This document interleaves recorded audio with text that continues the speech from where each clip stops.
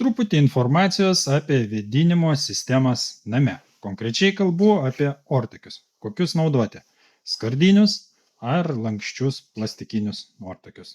Mūsų statomuose namuose dažniausiai naudojam skardinius ortakius ir paaiškinsiu kodėl. Skardinių ortakių privalumas, ypač namuose, kurie yra 2 aukštų, yra tas, kad medžiagos jiems kainuoja maždaug 20% pigiau, o padaryti darbus maždaug 30% greičiau.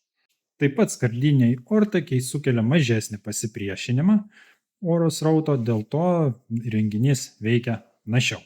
Plastikinių ortakių pliusas, kad jie taupo 6 cm lubų aukščio, o kadangi namus projektuojame patys, tai 6 cm įtakos nedaro.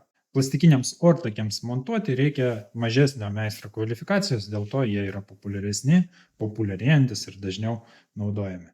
Na ir su jais galima padaryti gerokai pigesnį variantą, bet aišku, ne kokybės sąskaita. Meistras, kuris montuoja ortakius, man papasakojo konkrečius atvejus, kai yra tiesiog dedamas vienas vamzdis vietoj 2 ar 3, nes pats principas plastikinių ortakių yra toksai, kad kiekvienas vamzdis praleidžia tam tikrą oro kiekį.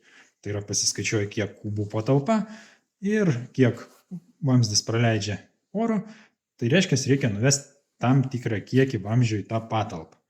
Skardiniams ortakiams parenkamas skirtingas vamzdžio diametras. Tai yra sudėtingiau padaryti. Tam reikalingas jau netgi ir projektas ir kažkoks tai paskaičiavimas. Tai dažnai meistrai, kurie montuoja plastikinės sistemas, tiesiog pataupo ir nuveda vieną vamzdį vietoj 3. Ir paskui užsakovas, aišku, susiduria su problemomis.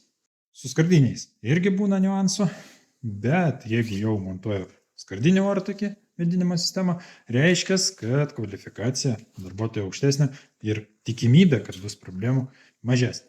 Tokie skirtumai, tikiuosi, atsakiau į klausimą. Jeigu įdomu, rašykit komentaruose, padiskutuokim.